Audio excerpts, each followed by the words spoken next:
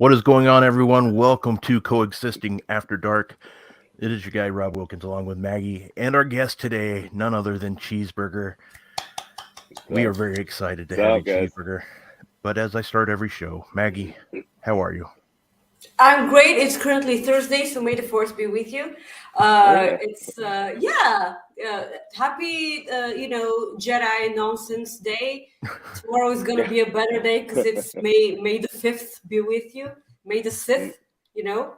Nah, It's gonna be a better holiday for you. Jedi nerds out there. So CB, hi. We're so happy to have you on the show. You just got home. Well, not just. Probably had a couple of hours sleep after AEW and ROH recordings from last night. Again, zero spoilers, please. How was the general feeling backstage? How did it go? Emotions. Let's talk about emotions. it's always a really good vibe there. Anytime I'm around the AEW like ROH crew, like just throughout the years of wrestling, like I've crossed paths with so many of those guys, whether it was in like the Ring of Honor locker room or just in general and just in passing. So it's always cool to see everybody. I really like the vibe that that entire crew has, and it can be very like hectic, but everyone's like there's always people like willing to stop and like chat for a bit and seeing people that I haven't seen in like years and years, whether it's like be as extras or people who are under contract on the roster. Like it's always cool. So I really like being there, like just in that environment. I just like being around wrestling in general. But there's so many cool people that make that such a great crew. Did you bump into Washington? I did not bump into Will. I saw him at catering, but he was busy. I wanted to go give him congratulations, but yeah, I didn't get a chance to chat with Will. I've never, me and Will have never chatted before, but I know of his work, and so I thought it was really cool when I saw the graphic pop up. So yeah, many congrats to Will. Hopefully, I'll get to give him a proper congratulations soon. Oh, I'm Yeah, sure you will. Mm, it it it Rob. was really cool for like to see a colleague like mm, in this realm go up that mm, to that. It was really cool to see. Um, mm, One of the first questions I wanted to ask you mm, was, I always do a lot of research before like we get a guest, and something that I was just fascinated with is I grew up being a huge fan of WCW, so seeing that you had a history with Jushin Thunder, mm. how awesome is it that you've been in a ring with him not only in the Tokyo Dome but also Madison Square Garden. Mm, Um, mm. that I mean, just like from a fan perspective, that is just absolutely mind blowing. Right. Um, what what looking back on it now, like what was that experience like for you? Like just working Uh, with him and Liger, he was awesome. He was such a fantastic mentor to me in times we got to spend together. Um, he was always my favorite wrestler growing up. So once I discovered like Japanese wrestling, like he immediately like drew my attention. The first match from Japan I actually saw was Liger versus Muta, like that legendary match.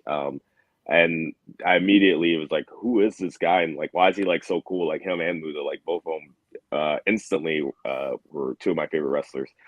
So I followed Liger's career for like a long time, and just when he started coming over the Ring of Honor with the deal we have in New Japan, getting to know him and getting to become friends and become like a have a student mentor relationship with him was really cool. And he would give me advice after matches. He taught me my finisher, the Shotei Palm Strike, and just in general was an awesome dude to be around. Like he is someone I think that a lot of wrestlers should aspire to be in terms of being a veteran willing to help the young people and willing to help them grow and just being such a legend but still so humble and still so giving to the wrestling industry. So yeah, and just getting to share a ring with him, whether it was tagging or just being in the Tokyo Dome battle royale with him or like the Madison Square Garden battle royale with him, like it was fantastic. Like he had an incredible amount of good things to say about Liger as a person and as a wrestler. Muto was in that match at Madison Square Garden as well. So Hmm. that's I mean that's crazy too. That's crazy cool too. And Brings not them many full circle. yeah, that was just awesome. So cool, Maggie. Rob is always the professional one from our team. I always come unprepared like this because I'm an amateur.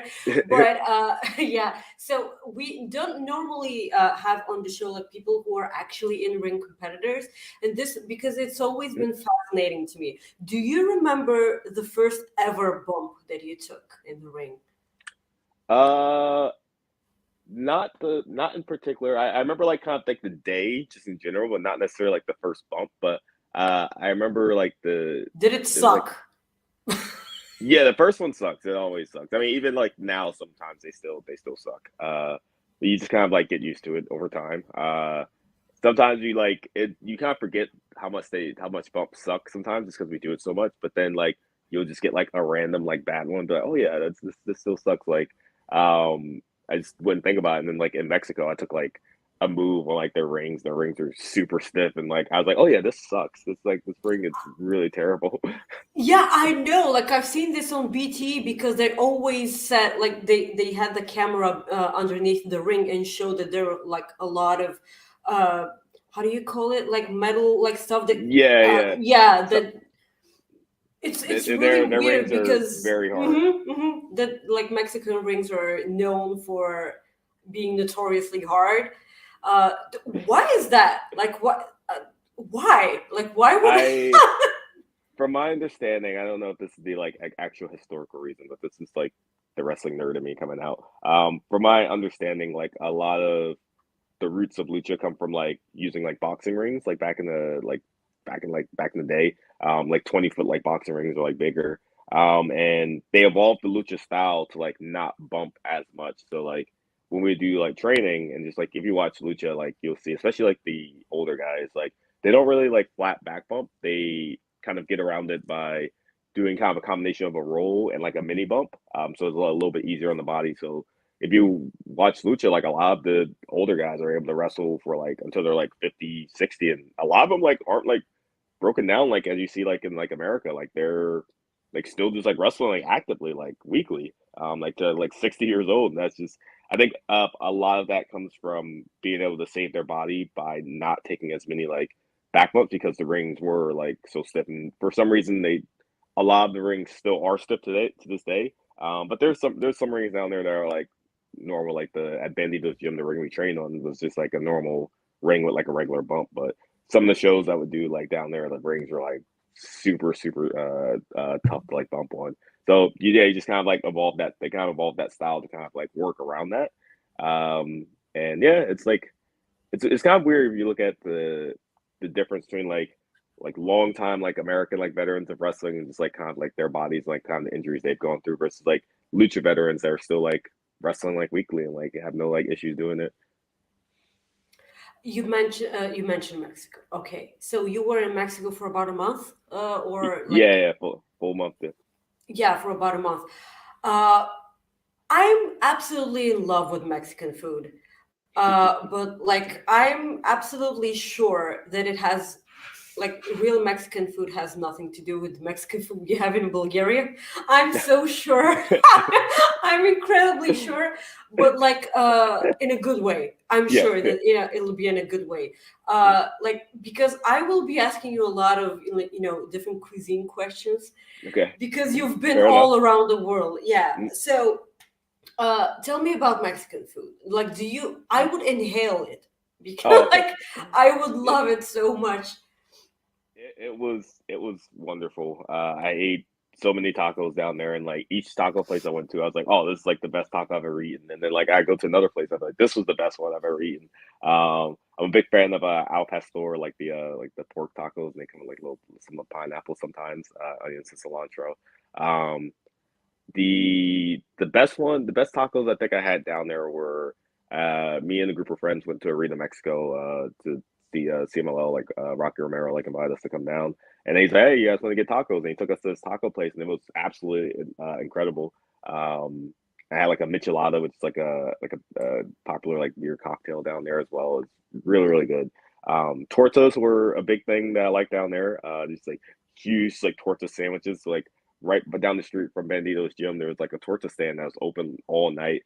So like after training, we can go by and like you get this giant torta for like like 55 pesos, which is like $2 or $3 American. Like so it's like this giant sandwich with like wherever like this different kind of meats and like cheeses and like toppings and all that. So tacos and tortas I ate a lot of. Um, just in general, like Mexican food's like so incredible. Wait, like so Bandido gym is right next to a big ass taco place? Isn't There's that like torture? there's like down the street there. It's like down the street in like the town that it's in. So it's like a little outside Mexico City, but like down the street, there's like a bunch of different like stands. So there's like taco stands. There's like a hamburger stand. There's like tortas. I think there's like around the corner. There's like a dessert like stand or something like that. And there's like they had like just a bunch of different like options that were open like super late. So after training, if you like wanted to go down and get something like cheap to eat, you can just walk down the street and find like really good food. So if I eventually someday visit Mexico, which I really want to, I will have to spend like a whole week trying different, burritos and tacos and everything. And then, because like I know I quit drinking like a year and a half ago, almost to the day, but like I used to adore tequila. Like this was my favorite thing to to drink. So I'm gonna have to drink real tequila at some point. So that's imagine not going to Mexico, like being a bartender going to Mexico. No, I thank you. I'm not like no tequila for me. Yeah, okay. Yes. Jesus, Rob. I'm hungry now, so Yes. You did training at the Ring of Honor dojo. What were like some of your early like experiences like working out there, like being there? Like was you worked with Delirious a lot, and he's somebody that I've been able to watch a lot of. He's done some independent wrestling up here. I live in Minnesota, and I've seen him do some stuff here. And what working with him and also just being in the Ring of Honor dojo, what was that experience like for you? Oh, it was like incredible, but obviously you guys can imagine like the training was insanely tough. I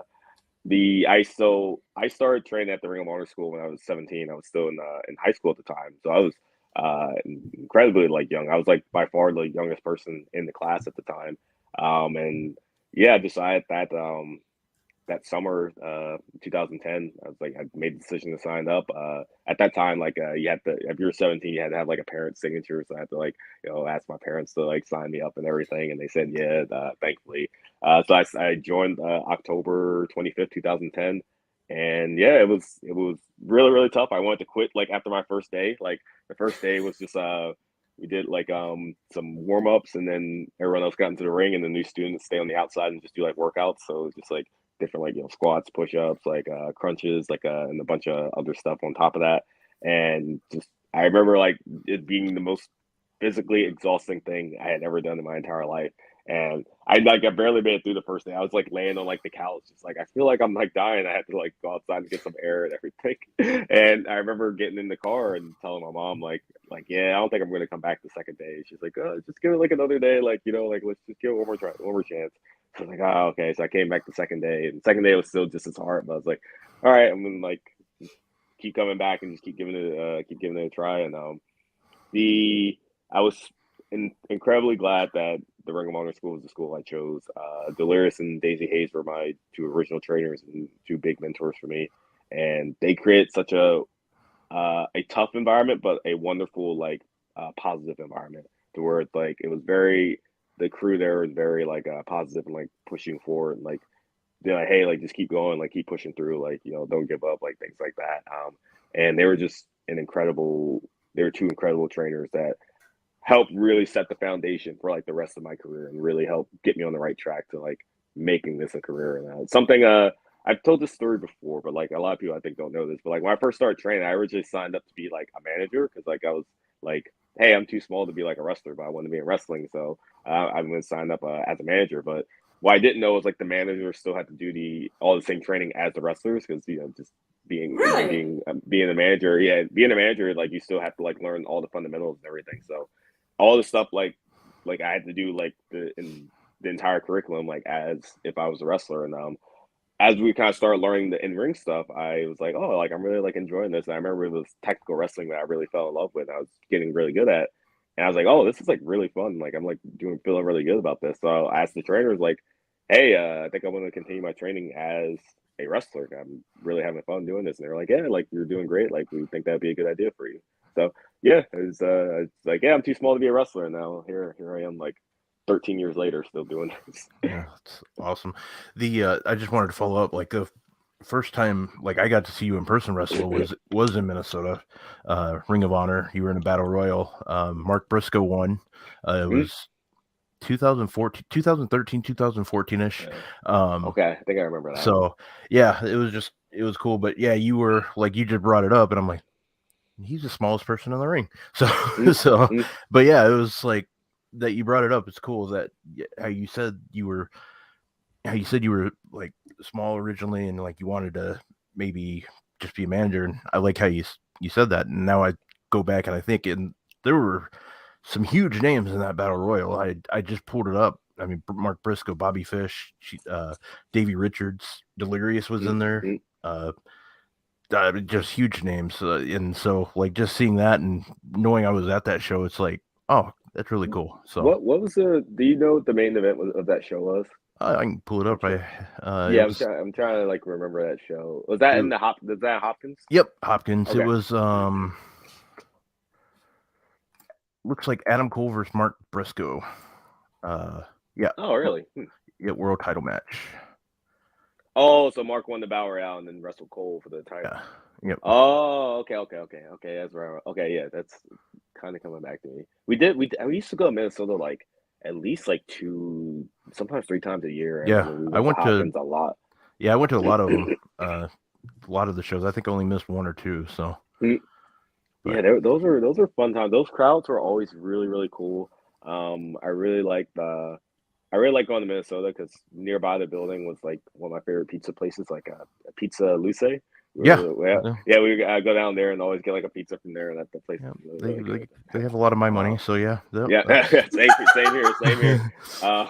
Minnesota, though, as a trip, especially like back then when I was like younger and I was like on the ring crew and we had to like drive to shows. That drive's one of the worst drives we would do every year. I think it was like from us, it would take us like, oh god, like at least like 20 hours to like get there, if not more sometimes. So like just driving in the truck or driving in the van, it was terrible. But I do miss those road trips sometimes. Yeah, nice. Yeah. Maybe? So okay, so there's something I can relate here. You mentioned being small. I'm really tiny. I'm really 5 feet tall, and to this day, people do not take me seriously because of my height, and it pisses me off. This is actually one of the reasons why I started to work out, just because I wanted to slap them in their stupid faces. No. But like ever since I was little, I just dreamt that I would have telekinesis because I wanted to drop a mountain on their heads because I wasn't physically able to beat them up.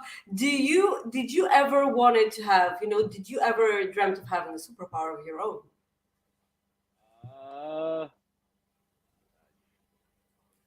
Definitely when I was growing up as a kid. I'm trying to think what superpower if I wanted one, what I would have. That probably teleportation was the main one. Yeah, especially when I started getting in like road trips, like teleportation. Was for sure like the best one. It's like you finish a show, you finish a match, just get back, get changed. It's like, all right, see you guys, and just had to teleport back home. Definitely. In terms of the most useful one that I would need for like wrestling, teleportation would be 100%. Yeah, I get it. I could have used a bit of teleportation because like my trip to London in August cost like $800. This is as much as I make for a month here. I just spent an entire month's pay on a plane ticket to London. So I appreciate the teleportation part here. Jesus, this sucks so much. Speaking about London, you had a big Europe, thing.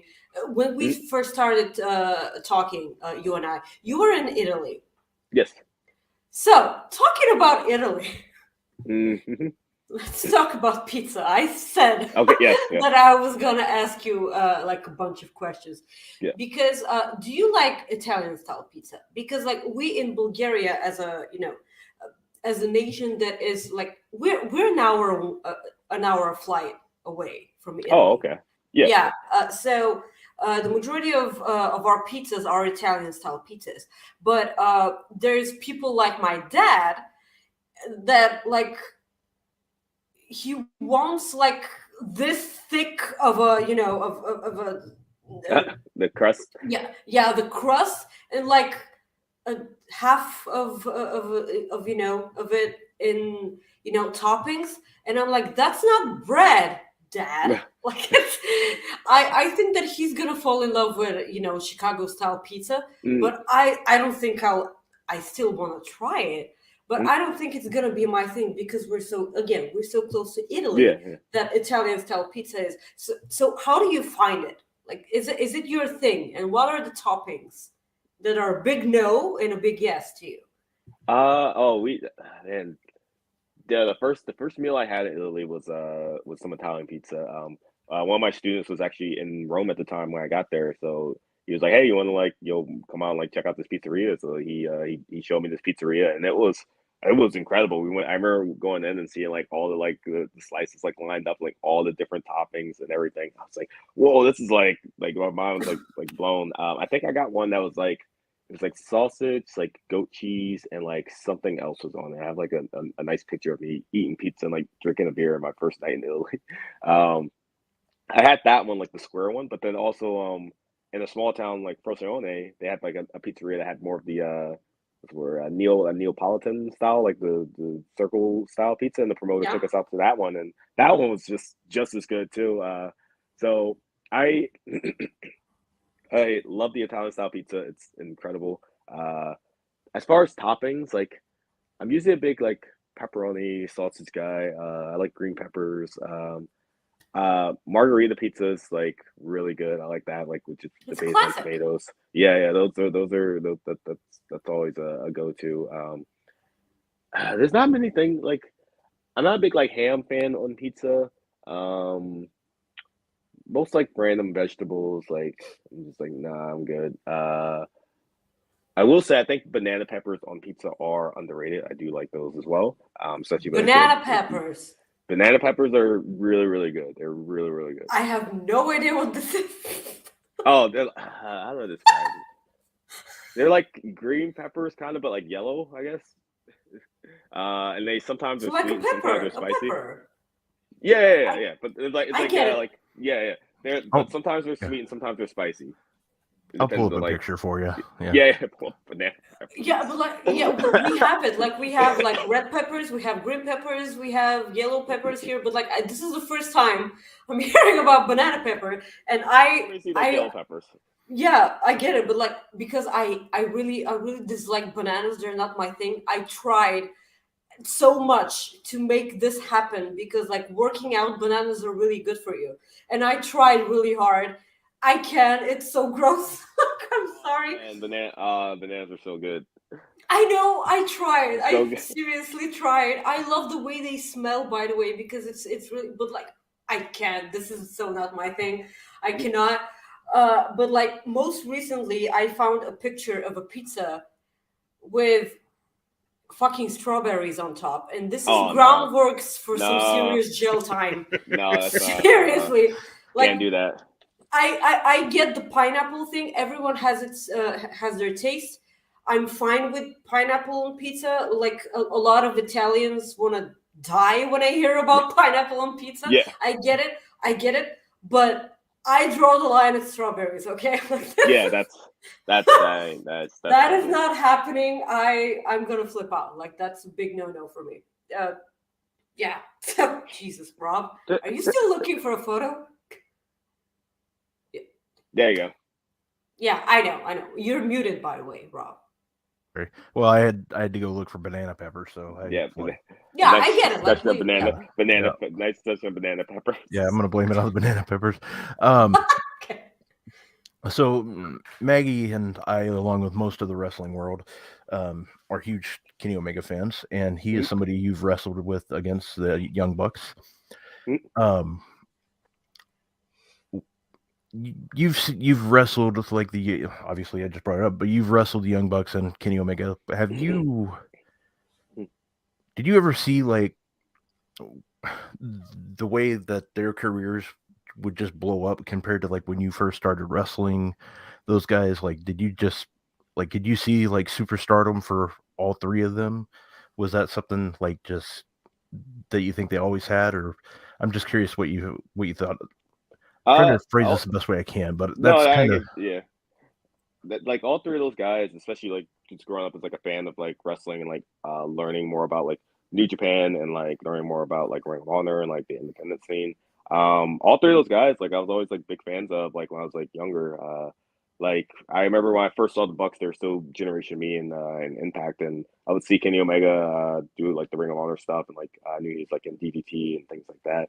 And I always thought like all three of those guys were absolutely like really really good. I remember the Generation Me like Motor City Machine Guns from like one of the early like 2011 I want to say Impact pay-per-views where those teams just really just got to go full force and just like have this like incredible like pay-per-view like pay-per-view match. And I remember seeing that and it was like holy crap, like these dudes are like awesome, like they're like really really good. And then when they left Impact and came back to Ring of Honor, I was still a student at the time, so getting to see the Bucks like kind of that evolution from just like, hey, we're just like kind of like these two dudes like Generation Me to like figuring out like who they are and like really figuring out that like persona and like joining that and going to like the Bullet Club and becoming like these like mega stars was like it was really cool to see. And those guys are always like super awesome to be around in the Ring of Honor and super super easy to work with and super fun to wrestle in the ring.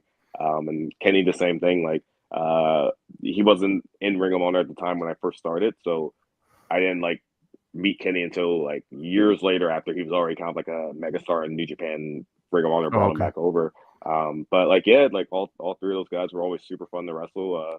Super super easy matches where it's just like they're just like so good at like literally like everything. It's like they have such control over like the pace of the match, like the flow of the match. And it's just like it just makes it so easy. It's like being on the other side of the ring to like work with that and like play off of them and like their personality. So yeah, just like as growing up as a fan, to like answer your question, like I don't know if like I as a fan I didn't like have that kind of mindset of like, oh, I see like this future for like people, but like I grew up like just a fan of like all three of those guys, and like sure it was really cool to get to share a ring with them when I progressed in the professional wrestling. Very cool. Okay, so here's a question I really wanted an answer to.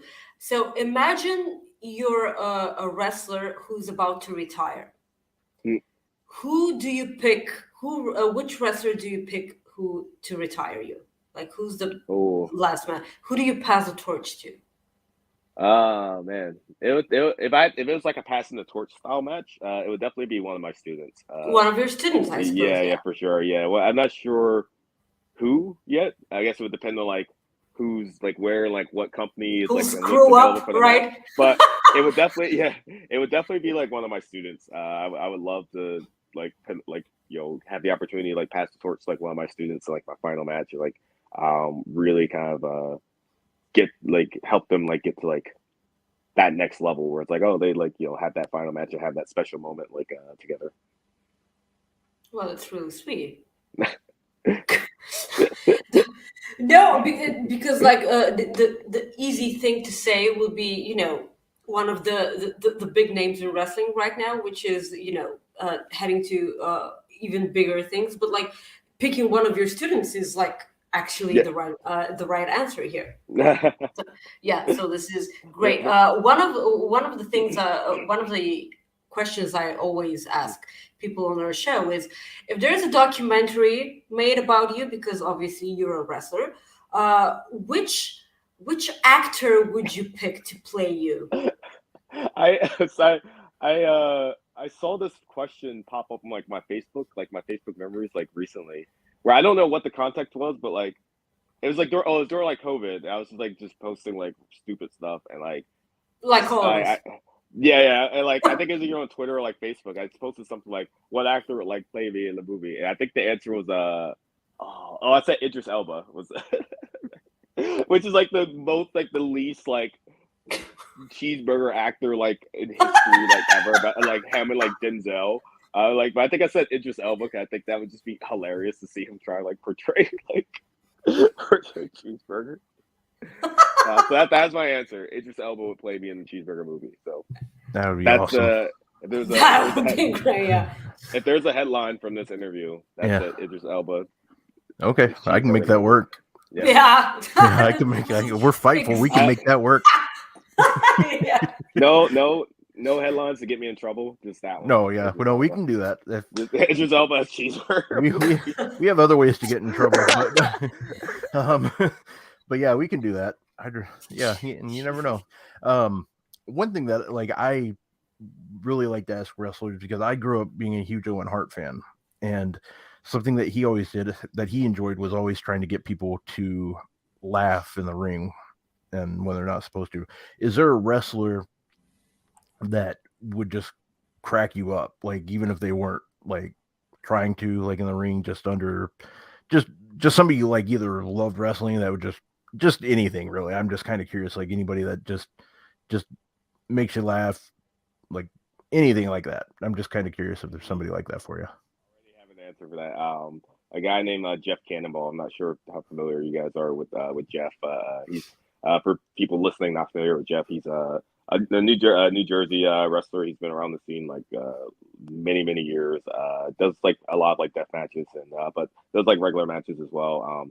I every time I see Jeff Cannonball, I've told Jeff this multiple times. I say, Jeff, like I absolutely hate wrestling you because he makes me laugh like every time we're in the ring. Like he just like yells like random stuff, and just like I can't keep a straight face. Like we've been like tag partners and we've been like on the opposite teams, and he just screams stuff and it just makes me like it cracks me up. I remember the first time I wrestled him, we did a tag match. It was me and Dasher Hatfield versus Jeff Cannonball and Missile Assault Man. This like show called like LVAC, and like. We did. Dasher had a baseball gimmick, and Jeff Cannonball comes out. He has like a T-shirt on. He's like, wait. He was like, wait, everybody, like I'm a huge baseball fan. I love baseball. I absolutely just screw at top. I was like, I love baseball. And he takes off his shirt. He has a Toronto Raptors jersey on. He's like, I love it. I just like, and he didn't like tell like any of us he was gonna do that. So he pulled out. He has a Toronto Raptors jersey. I just like. I'm on the apron, just like try my best to hold it in. I'm just, dude, what's going on? All right, so I can never do that. Like if I like not laughing is the most hard thing for me to do. If something's funny, I will bawl my eyes out. Yeah. Okay. Oh man, much love and a huge shout out to Jeff Cannonball because Jeff is awesome. He's so hilarious and like he is. Such a great dude. He literally every time we wrestle, he cracks me up, and I love watching him. Nice. Well, there you go. CB, I'm just so incredibly happy that you joined us for this interview. I didn't know if you could ever say yes because like I didn't want to ask you just yet, because like you were pretty busy with travel and everything. So I'm so incredibly happy that you said yes. Thank you so much for the time you gave us. We will do this again, but please plug your shit and everything that you have going on right now. You can follow me on social media. I lost my verification, but it is me at Cheeseburger ROH on Twitter and at World Famous TV on Instagram. You can follow my adventures there. Also check out follow my wrestling school at the Worldwide Dojo on Instagram, Twitter, and Facebook. We have a YouTube channel, the Worldwide Wrestling Dojo. We post like weekly matches from like our student shows and. We're up to like I think like 45 something episodes of like matches from our students, and it's really cool content. We have some really good people there at the dojo, and if you want to train to be a professional wrestler, check out the Worldwide Wrestling Dojo. Hit us up and come watch a class. And if you're in the New Jersey, Pennsylvania, New York area, come check us out. Very cool, Maggie. Guys, you can follow me on Twitter at Maggie_IK and on Instagram at Maggie.IK for a lot of Pedro Pascal stuff. I'm sorry. You do post Pedro Pascal a lot. Yeah, it's a hashtag Daily Pedro, because like people need to be, delighted, and fair. Pedro needs to shine on people. I do get angry messages from women saying that, "Hey, you're late. Where's Pedro?" And I'm like, "Yeah, okay." I didn't know that it was ever going to be a thing, but there you go. Yes, and please join us on Fightful Select. Subscribe to Fightful Select, and thank you for joining us. Guys, you can follow me at Rob Wilkins on Twitter. Otherwise, I am on Instagram at FightfulRob. And just want to say thank you again for being a Fightful Select member. And Cheeseburger, thank you for joining us. We really do appreciate it. You were awesome. And we can't wait to do this again sometime with you. So thank you. And everyone, thank you so much for joining us. We will talk to you soon. Absolutely. Take care. Thanks.